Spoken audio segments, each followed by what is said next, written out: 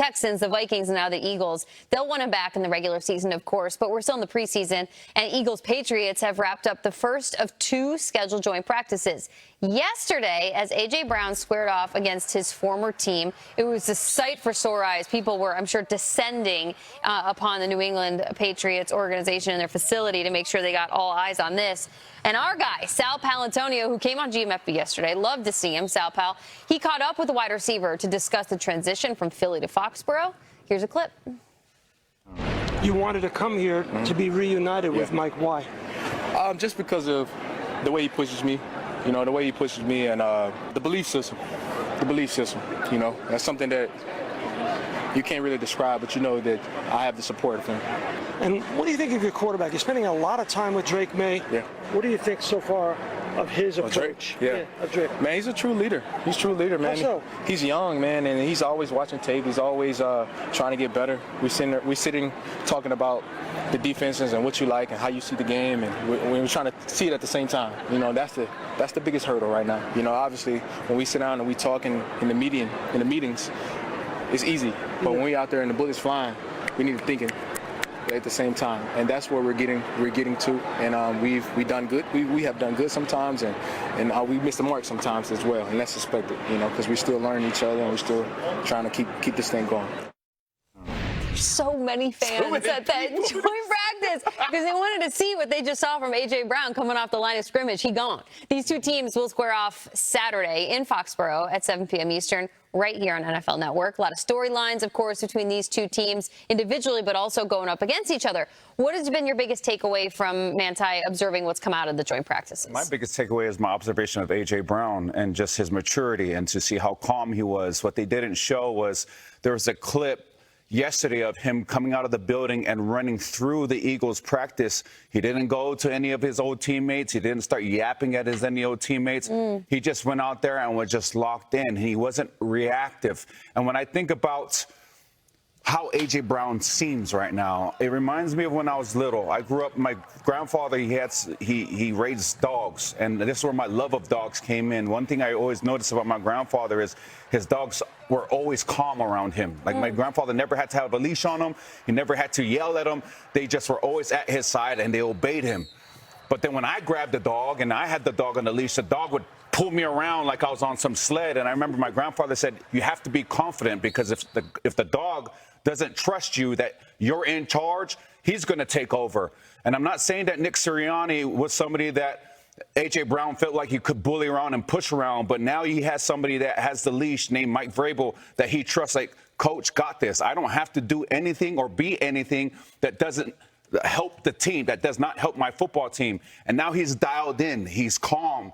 He's more mature. He seems like somebody that, when needed and when called upon, can be lethal. And that is what really stood out to me was on that first play of one-on-ones going against Quinion Mitchell.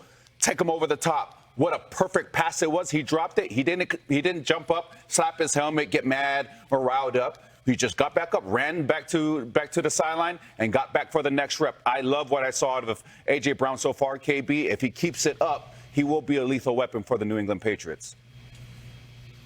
I just got nervous when we started hearing about raising dogs. And somebody gets bitten. I just thought that story didn't end well. And thank God, Manti, you landed the plane. I got very nervous with these young dogs and young Manti playing with them. But here we are. Everything's okay. I don't want to, on the island, like, things are different a little bit. I just want to make sure that story was going to be wholesome. And it sounds like it was. All right. So the other thing that Sal Paolantonio said about being in practice is that A.J. Brown was today, for both teams, Patriots and Eagles, by far the best wide receiver on the field. And it started me thinking about, is it possible that we have just this outlandishly massive season from A.J. Brown here? I'm talking like some crazy 1,600-yard season. The only reason I ask is, like, look at A.J.'s quarterbacks in his career. He's had Marcus Mariota, and these are great football guys with great careers. Ryan Tannehill. He had Jalen Hurts for a long time, and Jalen's an incredible player, but the way Jalen plays and the Eagles are set up, it's never going to lead to, like, astronomical receiving statistics or anything like that. Even if you go back to Ole Miss, AJ never had, like, a quarterback who became this NFL starter. It's just, that's not what he had. I don't think he's ever been given a quarterback with Drake May, and what I mean by that is Drake May finished second MVP voting in the second year. He finished second to Matthew Stafford by one first-place vote.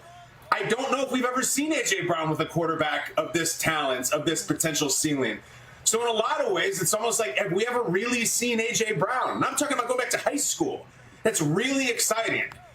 And despite all that, and despite him being the best receiver on the field and standing out against his old team, he had to face the media afterwards, and not just the media, specifically the Philadelphia media, and you know what they wanted to talk about.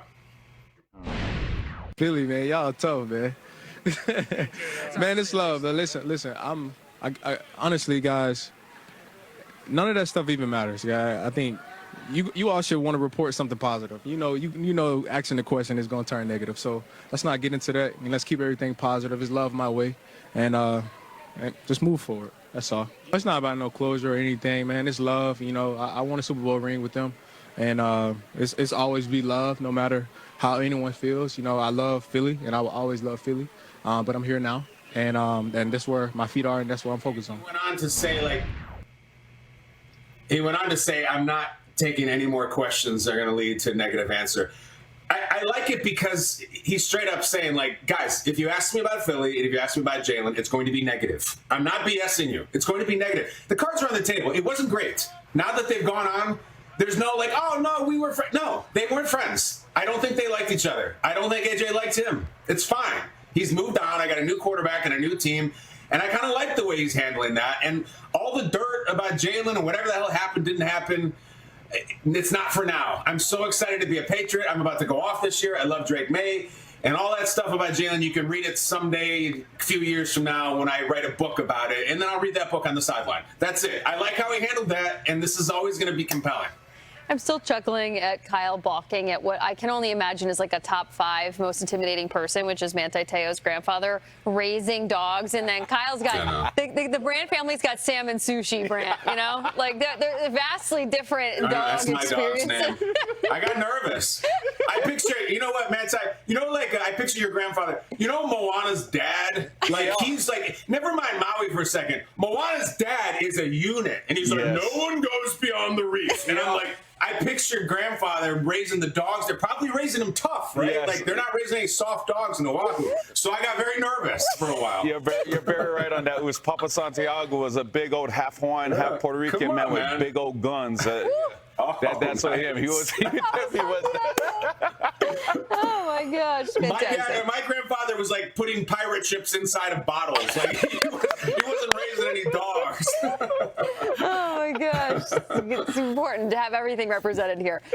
Let's bring Ian Rappaport back, shall we? Because we've mentioned the Raiders a couple of times. They play tonight, of course, and Fernando Mendoza bubbles at the top of the conversation all the time. This game is against the Texans, 7 p.m. Eastern on ESPN. What do the Raiders have planned, Ian, for the first overall pick in his second preseason game? Well, it sounds like Fernando Mendoza is going to be poised to play a lot. And we really have seen an uptick in his reps with the ones specifically over the last, let's say, week or so. When I was there in Las Vegas, because Kirk Cousins was really not practicing, took all the reps with the ones, looked really impressive. In the joint practice, took a little more against the Houston Texans, of course, took a little more reps with the ones. Sounds like he acquitted himself pretty well. Not saying it's the kind of thing where you're like, all right, well, this guy must be on the field right now. But the overall outlook was pretty positive, and this really is what the Raiders have wanted to do, which is put him in position with the ones, with the starters, and just see how it goes, right? I mean, the reason they signed Kirk Cousins, the reason they paid him all that money, was to start for as long as he can. And that still is the plan for the Las Vegas Raiders. As far as I am told, that Kirk Cousins still going to be the starter. Going to happen tonight, going to happen when the season begins. But the reps are coming for Fernando Mendoza, and I wouldn't be surprised if we see multiple quarters of play in tonight's game. I just feel like there's like a maniacal laugh that goes along with this. They're like, we have a plan. Kirk Cousins is a plan. Rap sheet, thank you so much. And then they're like, Fernando Mendoza, we're just going to put him out there and see what happens. Yeah. Manti, what do you want to see out of Mendoza tonight against the Texans? I want him to be surgical. I really do. And this is a challenge about preseason games is you don't have a lot of film. Matter of fact, you have zero film on the teams that you're playing. And to be quite honest, when you're in training camp, you don't have a lot of time to study film about your opponent. But these guys are coming off a joint practice. So he's been playing against the big guys, the top guys like Will Anderson and Stingley Jr. He's been playing against them for the past couple of days. He's not going to be playing against them in the game. And more importantly, that defense, they're not going to run all of their elaborate blitzing and disguising coverages that they're running during the joint practice.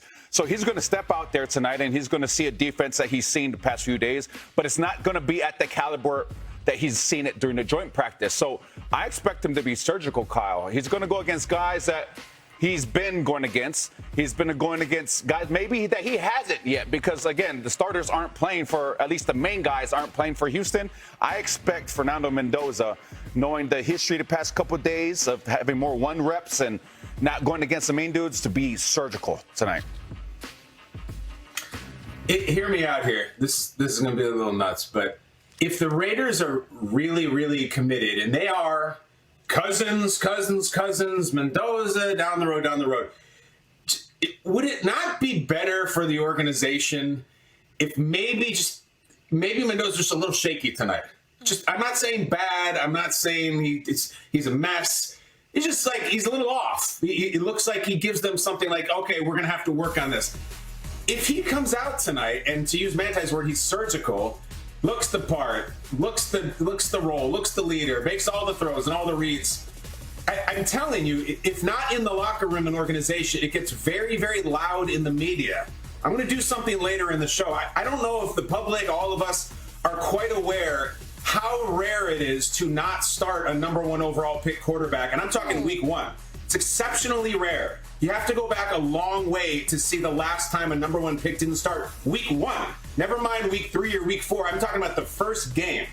So I would just put it out there that is there some part of Kubiak and Tom Brady et al. Who are like, Fernando, how about a couple misreads tonight? How about like what about an interception? And then we'll put the flag down. Flag guy, I get it.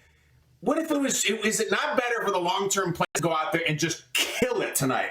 Because if he does, it gets really loud and there's pressure, even outside pressure, to readjust the plan or straight up abandon the plan. And coaches do not like to do that, especially first-year coaches.